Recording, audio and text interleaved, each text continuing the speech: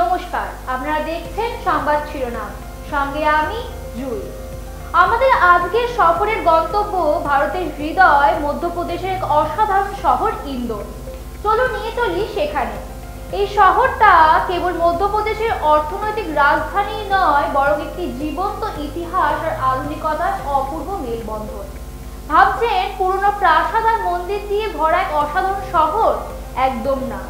ইন্দোর এমন এক জায়গা যেখানে একদিকে যেমন রাজাওয়াড়া প্যালেসের দেওয়াল জুড়ে হোলকার রাজবংশের গল্প ফিসফিস করে, তেমনি অন্যদিকে ঝকঝকে রাস্তায় ছাদ চকচকে শপিং মল আর ক্যাফেগুলো জানান দেয় তার আধুনিক পরিচয়। This channel does not promote any violence, harmful or illegal activities. All content provided by this channel is meant for an educational purpose only. আর জানেন কি, ইন্দোর একাধিকবার ভারতের সবচেয়ে পরিচ্ছন্ন শহরের খেতাব পেয়েছে। এই শহরে আপনি একই সঙ্গে পাবেন স্থাপত্যের কারুকাজ, গভীর ধর্মীয় বিশ্বাস আর সবচেয়ে বড় কথা, এক স্বাদের স্বর্গরাজ্য যেখানে রাতভর চলে খাবারের উৎসব। চলুন ইন্দোরের এই মায়াবী যাত্রায় আমরা একসঙ্গে পা রাখি।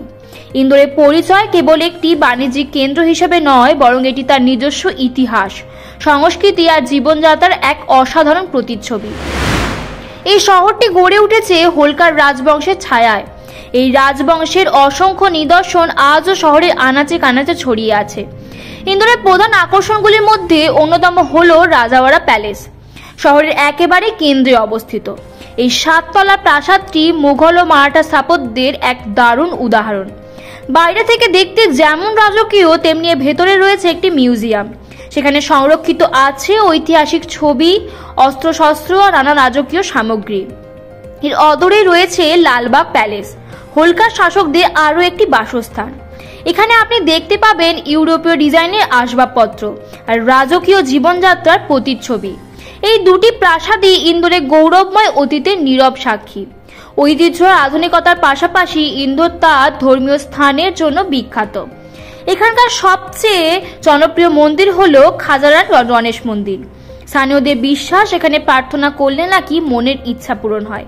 এই মন্দিরে প্রতিদিন বহু ভক্তের আনাগোনা হয়। এছাড়াও স্থাপত্যের এক অসাধারণ নিদর্শন হলো কাঞ্চ মন্দির, যা সম্পূর্ণ কাঁচ দিয়ে তৈরি। দেওয়াল, মেঝে, ছাদ সবকিছুতেই রয়েছে কাচের সূক্ষ্ম কাজ। জৈন ধরনের স্থাপত্যের জন্য এমন অপূর্ব নিদর্শন খুবই বিরল। তবে ইন্দোরের আসল জাদু লুকিয়ে আছে তার খাবারের মধ্যে।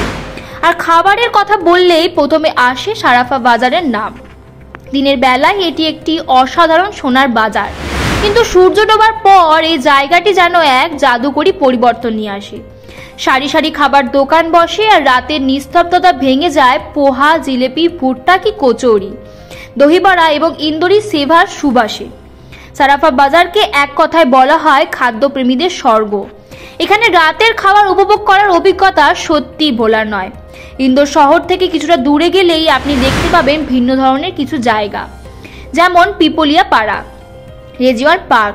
পরিবার বা বন্ধুদের সঙ্গে কাটানোর জন্য চমৎকার একটি জায়গা। এখানে লোকে নৌকা বিহার করতে পারবেন এবং ফুড স্টলগুলিতে নানা ধরনের খাবারও পাওয়া যায়। এছাড়াও যারা প্রকৃতি ও ইতিহাসের মিশ্রণ চান, তারা ইন্দোরের কাছেই অবস্থিত চাপানারা কিলা এবং তার ঐতিহাসিক গুহাগুলো দেখতে পারেন। ইন্দোর ঘোরার সবচেয়ে ভালো সময় হলো অক্টোবর থেকে মার্চ মাস পর্যন্ত, যখন আবহাওয়া থাকে বেশ আরামদায়ক। এই সময়টি ঘোরার জন্য আদর্শ। এপ্রিল থেকে জুন মাস পর্যন্ত প্রচণ্ড গরম থাকায় এই সময় এড়িয়ে যাওয়াই ভালো। কলকাতা থেকে ইন্দোর যাওয়ার জন্য সবচেয়ে সুবিধাজনক মাধ্যম হলো বিমান। কলকাতা থেকে সরাসরি ইন্দোরে দেবী আহিলাবাই হোলকার মন্দিরে সরাসরি ফ্লাইট পাওয়া যায়।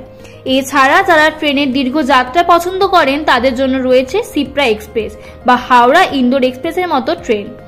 ইন্দোর শুধুমাত্র একটি দর্শনীয় স্থান নয়, বরং একটি অপরিপূর্ণ অভিজ্ঞতা।